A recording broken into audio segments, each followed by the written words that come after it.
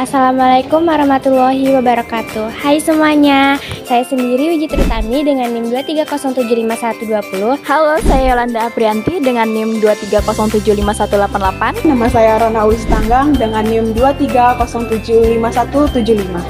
Nama saya Miftahul Jannah. Saya Poppy Marceli. Bersama saya Putri Vanessa. Nama saya Revita Fitri. Nama saya Aziza Mulyanis. Nama saya Livia Tria Ananda Pane. Nama aku Aulia Ika Putri. Nama saya Divya Arita Putri.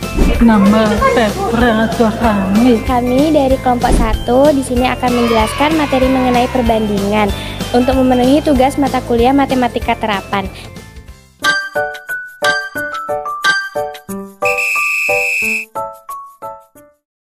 Baik, mungkin banyak sekali di luar sana yang belum mengetahui apa itu definisi dari perbandingan.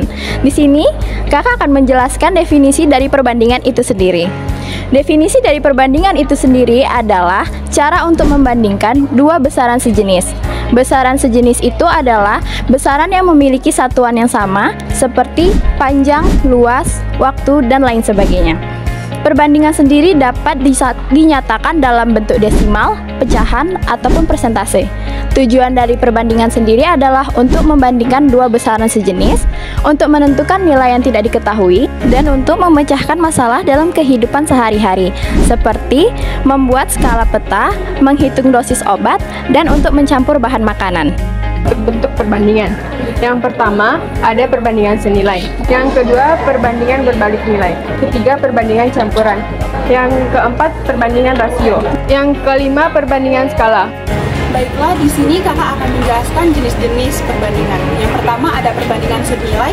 Perbandingan senilai ialah perbandingan yang melibatkan dua rasio.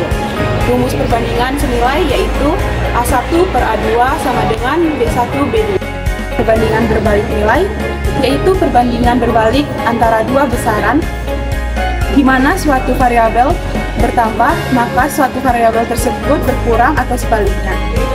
Ada perbandingan berjumlah yaitu perbandingan yang melibatkan lebih dari satu perbandingan. Nah, berikut ada 7 sifat dari perbandingan. Yang pertama yaitu proporsionalitas, artinya perbandingan dua pasangan nilai yang sama adalah konstan. Yang kedua itu kesebandingan. Jika dua perbandingan setara, maka dapat dikatakan bahwa perbandingan tersebut sebanding. Dan yang ketiga yaitu komposisi dan pembalikan. Ini berarti jika satu rasio diketahui, maka rasio kebalikannya juga dapat ditentukan. Yang keempat itu pengurangan dan penambahan. Perbandingan tetap sama jika ditambahkan atau dikurangi nilai yang sama pada pembilang dan penyebut. Dan kelima yaitu inversi. Artinya jika satu perbandingan diketahui, kebalikannya juga valid.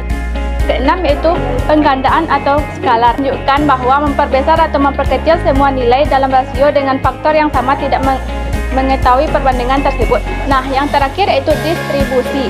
Artinya perbandingan dapat didistribusikan ke dalam bagian-bagian yang terlibat.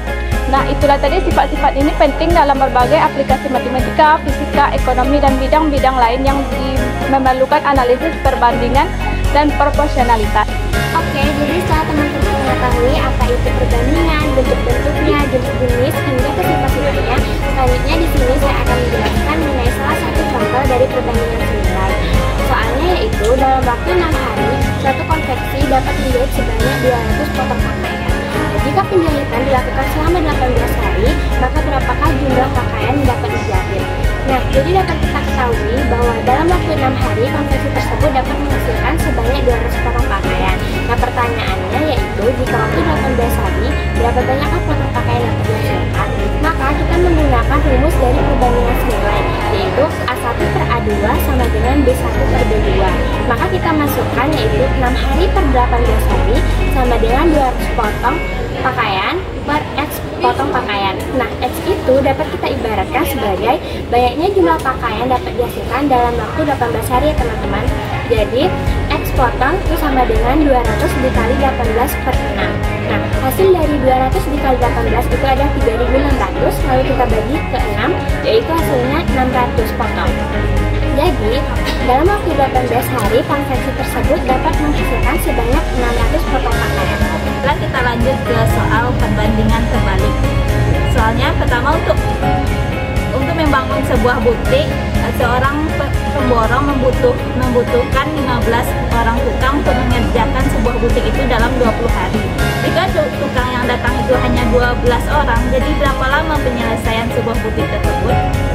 Maka berarti 15 orang itu dikerjakan dalam 20 hari. Jadi yang datang itu cuma 12, berarti sama dengan X. Maka 15 per 12 sama dengan X per 20. Jadi X 20 dikali 15 per 12. Jadi 300 per 12 sama dengan 25 hari. Jadi tukang yang datang itu cuma 12, jadi pengerjaan sebuah butik itu dalam 25 hari. Di sini kita akan membahas tentang soal perbandingan. Nah, ini soalnya yaitu seorang tukang jahit mendapat pesanan menjahit kaos untuk kampanye. Ia mampu menjahit 60 kaos dalam waktu 3 hari. Apabila selama 2 minggu, berapa kaos sih yang dapat ia kerjakan? Di sini kita ketahui ada kaos dan ada waktu. Kaosnya 60 dalam waktu 3 hari.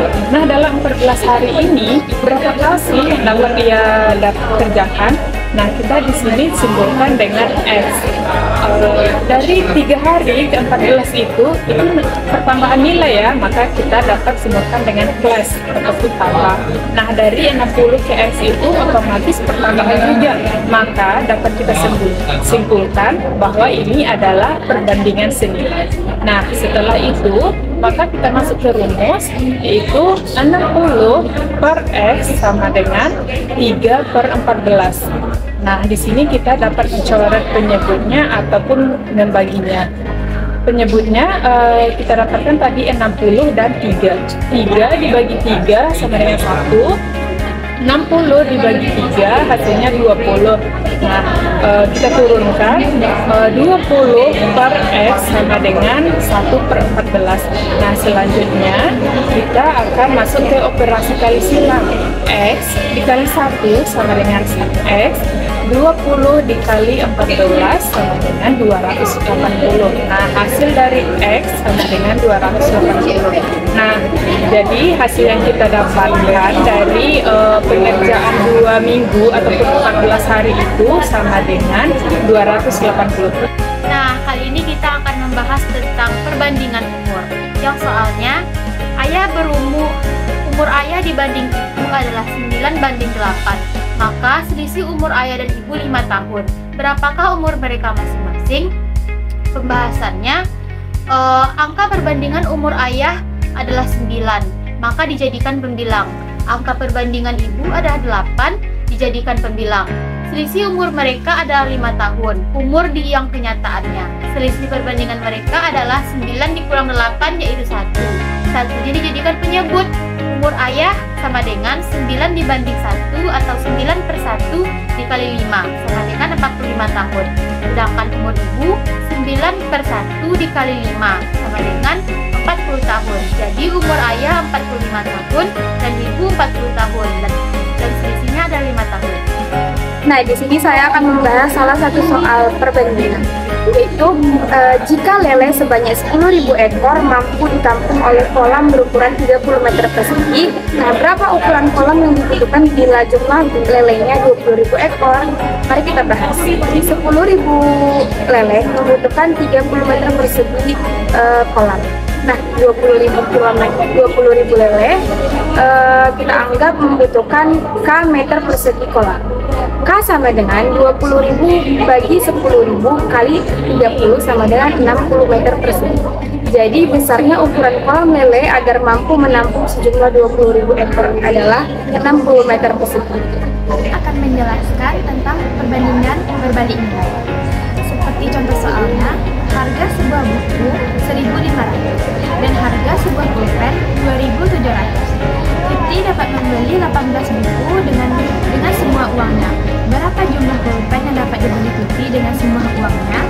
Kita dapat mencarinya dengan rumus harga buku sama dengan 500 sama dengan 18. Harga pulpen 2.700 sama dengan X. Maka 1.500 per 2.700 sama dengan X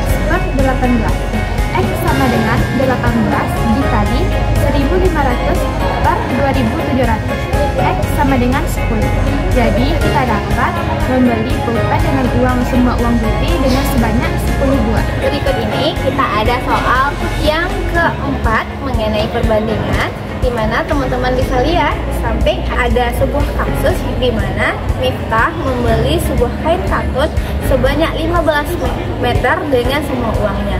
Nah, kalau Miftah mau membeli kain satin, berapakah jumlah meteran yang didapat dari semua uangnya? Nah, di sini kita peroleh dengan perbandingan berbalik nilai. Yang pertama kita kelompokkan nih semua sesama harga. Ada harga 40.000 dengan harga 30.000. Harga 40.000 yang tidak diketahui diberi simbol dengan X, sementara yang telah diketahui dengan meternya itu sebanyak 15 meter. Jadi kita bikin rumusnya dengan perbandingan 40.000 per 30.000 sama dengan X per 15.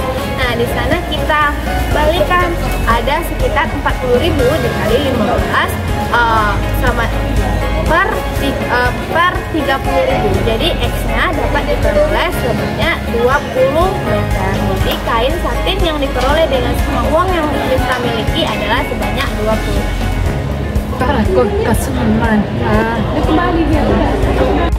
Nah, jadi itu tadi sekian pembahasan video mengenai materi perbandingan dari kelompok kami. Kami mohon maaf apabila ada kesalahan.